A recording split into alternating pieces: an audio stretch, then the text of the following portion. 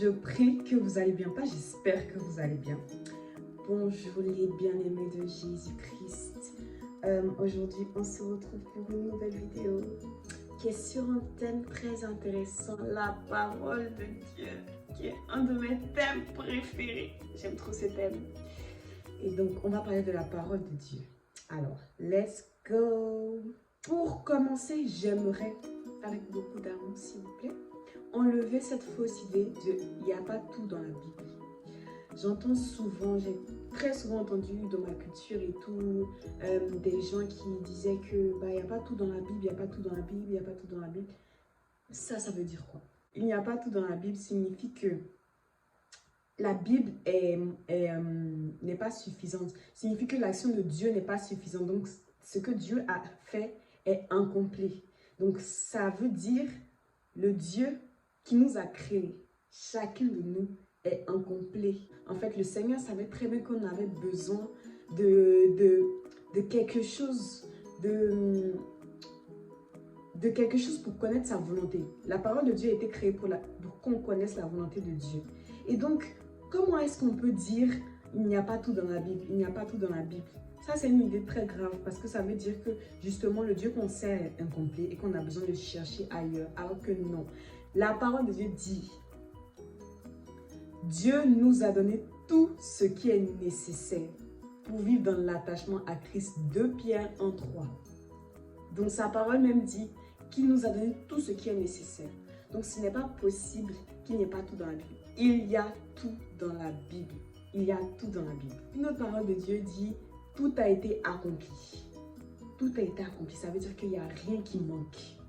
Donc toutes les questions que vous posez, toutes les choses, je vous assure, ouvrez votre cœur, parlez au Saint-Esprit et il vous montrera. Donc voilà, c'était déjà très important d'éclaircir ce point. Il y a tout dans la Bible.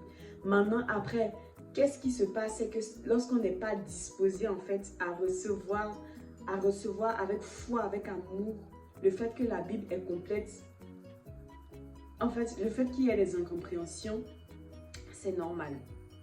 C'est normal parce que nous ne sommes pas Dieu. Nous n'avons pas créé le ciel et la terre, nous ne sommes pas des créateurs, nous sommes des créatures. Donc, bien sûr qu'il y aura des incompréhensions. Mais ça ne veut pas dire pour autant que Dieu n'est pas complet. Dieu est complet. Mais nous, on ne peut pas tout savoir parce que nous sommes des êtres humains. Donc, vraiment, il y a tout dans la Bible. Et lorsque tu es disposé, en fait, lorsque tu as la foi qu'il y a tout dans la parole, quelle que soit la question que tu te poses, Dieu va te répondre. Mais il y a certaines questions où Dieu seul connaît la réponse. Et ça, il faut l'accepter. Donc, voilà, il y a tout dans la Bible. Donc, ça, c'est le premier point. Ensuite, j'aime ce point. Je veux parler du fait que la parole de Dieu, qu'est-ce que la parole de Dieu? La parole de Dieu, c'est comment Dieu parle.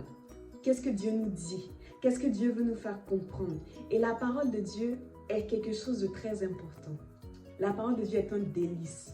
Psaume 37, 4, un verset très très populaire, nous dit fais de l'Éternel tes délices et il te donnera ce que ton cœur désire. Et moi j'ai voulu me focaliser sur le fait de l'Éternel tes délices. Fais de l'Éternel tes délices, ça veut dire que il faut que tu fasses du Dieu que tu sers ton délice. Il faut qu'il devienne un délice, quelque chose que tu aimes. Délice signifie bonheur, extrême, plaisir. Donc ça veut dire qu'il faut que ce soit le fait d'être avec Dieu, le fait d'être avec le Tout-Puissant, ça doit être quelque chose que tu aimes. Lui-même, tu dois l'aimer plus que tout. Donc, fais de l'Éternel tes délices. Comment on fait de Dieu mon délice? Comment tu fais de Dieu ton délice? Et c'est là que je veux parler de la parole de Dieu. Alléluia. La parole de Dieu, je tiens à vous dire que la parole de Dieu représente 70% de ma relation avec Dieu. C'est par la parole de Dieu qu'aujourd'hui, je suis aussi proche avec le Christ que je ne l'étais avant. Parce que la parole de Dieu, en fait, ça dépend de comment vous la prenez. Comment est-ce que vous faites pour recevoir la parole? Donc, comment je fais pour garder la parole de Dieu dans mon cœur? Comment je fais pour que la parole de Dieu soit un délice? C'est-à-dire que Dieu soit lui-même un délice pour moi. Alors, j'ai une technique. C'est que je prends un verset. Déjà, je prie en premier. Avant tout ça, je prie Demandez au Saint-Esprit qu'il vous guide vers des versets qui vous touchent, qui vraiment vous touchent. Demandez à Dieu, il n'y a rien qu'il ne puisse faire. La première chose, avant toute chose, même avant tout ce que je peux dire, priez au Saint-Esprit, mais croyez qu'il va faire, parce qu'il va faire. Il va faire, il fait toujours. Donc, dites au Saint-Esprit, Seigneur, je prie que ta parole soit un délice pour moi. Je prie pour me régaler par ta parole. Que ta parole soit vraiment quelque chose de délicieux, que j'ai envie de manger, que j'ai cet amour pour ta parole. Amen. Donc, moi j'ai une stratégie, c'est que je lis un verset et je le mémorise. Lorsque je mémorise ce verset, une phrase courte, hein, pas forcément une phrase longue, parce que ça peut vraiment vous détourner. En fait, ça peut être compliqué à mémoriser, mais une phrase courte. Et en fait, je vais répéter cette phrase. Je vais répéter cette phrase jusqu'à ce qu'elle s'imprègne dans mon cœur. Et cette phrase, à un moment, tellement que je me suis familiarisée avec elle, lorsqu'il y aura certaines situations, par exemple, si je suis malade, si un de mes proches est malade gravement, si moi-même je suis malade gravement, si la parole dit « je te guérirai », si la parole dit « je te guérirai », qu'est-ce que ça va faire? C'est que comme je me suis familiarisée avec la parole, comme j'ai eu l'habitude de manger cette parole, de remettre ça dans ma tête, en fait, de mémoriser ça, ce verset va venir dans ma tête lorsqu'il y aura cette situation. Et en fait, c'est par ça que maintenant, je vais avoir l'espoir, l'espérance que je vais être guérie, parce que je sais que Dieu est guérisseur. Donc voilà, la parole de Dieu est un délice. Donc c'est comme ça que je procède. Quel que soit là où je suis. Des fois, on vous dira que vous êtes ailleurs si vous faites ça. Mais bon, vous servez le Seigneur, vous ne servez pas les hommes. Donc, quelquefois, qu'est-ce que je disais? La parole est un délice. Quel que soit ce que vous faites, vous pouvez être en train de marcher et vous répétez ce verset. Là, c'est quelque chose d'intime avec Dieu. C'est quelque chose que le Seigneur et vous seuls savez. Personne d'autre ne peut le savoir. Personne d'autre ne peut le savoir. Donc, c'est pour ça que je veux parler d'intimité avec le Saint-Esprit. La parole de Dieu vous amènera à un niveau d'intimité avec le Saint-Esprit que vous n'imaginez pas. Et la parole de Dieu est tellement puissante, elle transforme les choses, elle enlève les choses, elle détruit les choses. Si vous proclamez cette parole, tôt ou tard, si vous êtes malade, vous serez guéri. Mais il suffit d'attendre le timing de Dieu et là, c'est là que beaucoup de personnes ne veulent pas attendre le timing de Dieu, mais ça en vaut tellement la peine. Donc la parole de Dieu, faites-en un délice. Faites que vous aimiez la parole. Lisez la parole de telle sorte à ce que vous l'aimiez. Que ce soit quelque chose que vous aimez, pas quelque chose que vous lisez parce que vous devez lire. C'est à ce point-là que je voulais dire que beaucoup de jeunes, moi y compris, avant d'être une chrétienne vraiment, on va dire, à fond dans la relation avec Dieu, je trouvais que la parole de Dieu, la prière, tout ce qui concernait Dieu, en fait, c'était ennuyant. Oui, je croyais que c'était ennuyant. Voilà, il fallait faire ça. Mais en fait, c'est parce que je n'aimais pas Dieu. J'ai dû d'abord tomber amoureuse du Christ avant de savoir en fait qui il était et pourquoi il me disait ça. Pourquoi ces paroles? Pourquoi ceci? Pourquoi cela? Donc, priez, faites-en un délice parce que c'est délicieux. Et à un moment, vous allez arriver à un stade de méditation où la parole va devenir, s'infiltrer dans votre cœur, va s'imprégner dans votre cœur, voilà. Et ça va devenir une passion où vous serez heureux, rempli. Ah, c'est difficile à expliquer parce que ça se vit. Vous serez heureux, rempli, plein d'espoir. Les gens vont vous faire quelque chose, vous n'allez même pas regarder parce que vous n'avez pas le temps en fait. Vous avez une passion à vivre avec celui qui vous a créé, alléluia. Donc vraiment, il faut que cette parole délicieuse devienne une passion. C'est de là que vient le nom de ma chaîne Passion de Dieu. Comme je vous dis, ma relation avec Dieu s'appuie dans 70% des cas sur la parole.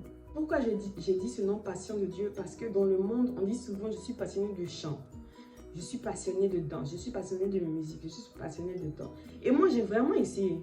J'étais passionnée de films, j'étais passionnée j'étais passionnée d'argent, j'étais passionnée de quoi même? Des relations, que ce soit amicales, que ce soit... En fait, j'étais passionnée même... C'était vraiment ce qui, pour moi, allait me remplir. C'est ça que je veux dire.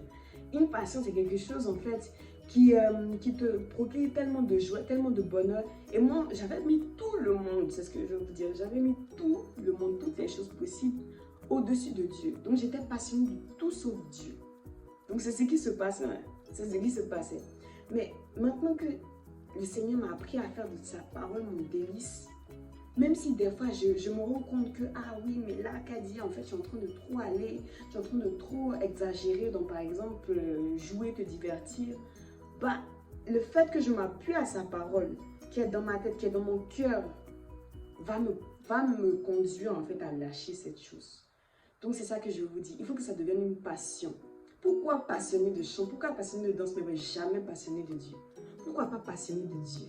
La passion de Dieu est quelque chose qui vous rendra tellement heureux. C'est une relation véritable avec votre Créateur, avec celui qui vous aime le plus. Dieu est amour. Donc si vous rencontrez le vrai amour et que vous en faites une passion, imaginez votre bonheur.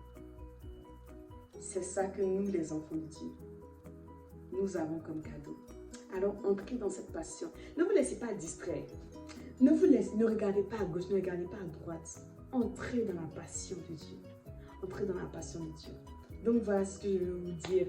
Soyez passionnés de Dieu par la parole de Dieu. Dites au Seigneur de trouver des versets que vous allez aimer. Et vraiment, ça va devenir... En fait, plus on le fait, plus ça va être facile. Maintenant, comment faire pour s'asseoir, pour toujours être en train de lire la parole? Ça, c'est un autre sujet. Alors, moi, ça n'a pas toujours été en mode méditation H24. Ça n'a pas toujours été 1 heure de méditation. Des fois, je peux passer 2 heures. Vraiment, ça n'a pas toujours été comme ça. Qu'est-ce que j'ai fait? C'est que déjà, c'est pas moi qui ai fait. Le Saint-Esprit a instauré en moi, en fait, cette habitude de regarder des vidéos pendant 5 minutes. Des vidéos, soit des versets. Mais surtout des versets, de lire des versets pendant 5 minutes. Et chaque jour, je le faisais. Au tout début de ma relation avec Christ, bon, ça fait pas longtemps, mais au tout début, c'était chaque minute, mais c'était répétitif. Je manquais pas les rendez-vous. 5 minutes, juste 5 minutes, à la même heure, au même moment. Et ce qui se passe, c'est que notre cerveau, lorsqu'on crée une habitude, en fait, il va avoir besoin, à un moment, il va avoir besoin d'aller faire ce qu'il a l'habitude de faire. Donc, ça a fait que ça a commencé à me manquer. Et c'est là qu'au fur et à mesure, j'ai augmenté les temps de méditation. Mais si vous avez du mal à lire la parole, si c'est vraiment pas facile pour vous, ne commencez pas 1 heure comme ça. Non, ça va être trop. 5 minutes de méditation. Par contre, ces 5 minutes-là, il faut vraiment que vous les fassiez. Genre vraiment 5 minutes de méditation quotidienne. Vous verrez votre vie changer. Et surtout, prier. Comme moi, je dis, je suis qu'un être humain. Moi, je passe mon temps à prier, parce que ce n'est pas moi qui ai les solutions, c'est le Saint-Esprit, celui qui est le Tout-Puissant, s'il vous plaît. Donc, priez, demandez-lui et il vous donnera la force. Alléluia, amen. Donc, voilà, c'était ça pour la parole de Dieu. La parole de Dieu dit en Ézéchiel 2:2, le Seigneur me dit, prends ce rouleau. Et Ézéchiel a déclaré, bon, je ne le dis pas vraiment textuellement, mais en résumé, le Seigneur a dit à Ézéchiel, prends ce rouleau. Et Ézéchiel a répondu, je le pris, je le mangeai, et il eut un goût aussi doux que le miel dans ma bouche. Donc là, le Seigneur parle de sa parole. Le rouleau, c'est la parole de Dieu. Donc vraiment, je prie que vous expérimentiez ça. Un autre verset nous dit, plusieurs disent, qui nous fera voir le bonheur? Fais lever sur nous la lumière de ta face, ô Éternel. Et un autre verset encore, qui m'a choqué. La parole de Dieu dit, tu mets dans mon cœur plus de joie lorsqu'abondent leurs froment et leurs mou. Ça veut dire que le bonheur que nous, en tant qu'enfants de Dieu, nous, en tant que chrétiens, lorsqu'on a donné sa vie à Christ, lorsqu'on est passionné de Dieu par sa parole, lui, ce bonheur-là, le Seigneur, lui, se peut le donner. Et oui. Donc vraiment, entrez dans cette passion, entrez dans cet amour. Et voilà, je vous aime. Et c'est tout. Et voilà, on se retrouve la semaine prochaine pour une nouvelle vidéo. Consacrer des temps dans la présence de Dieu, consacrer des temps où vous lisez la parole, c'est très important. Même si c'est un court moment, allez-y et faites plaisir au Saint-Esprit. Il vous aime. N'oubliez pas, Jérémie 31:3 nous dit: je t'aime d'un amour éternel, c'est pourquoi je te conserve ma bonté. Ce verset m'a fait entrer dans l'amour de Dieu. C'est un de mes versets préférés, un verset extrêmement touchant. Mais ça, je tiens à le développer dans la vidéo prochaine. Donc, je vous aime. Je vous fais de gros bisous. Et voilà, Jésus-Christ vous aime plus que moi. Et prenez soin de vous. Je prie que vous allez bien. Bisous!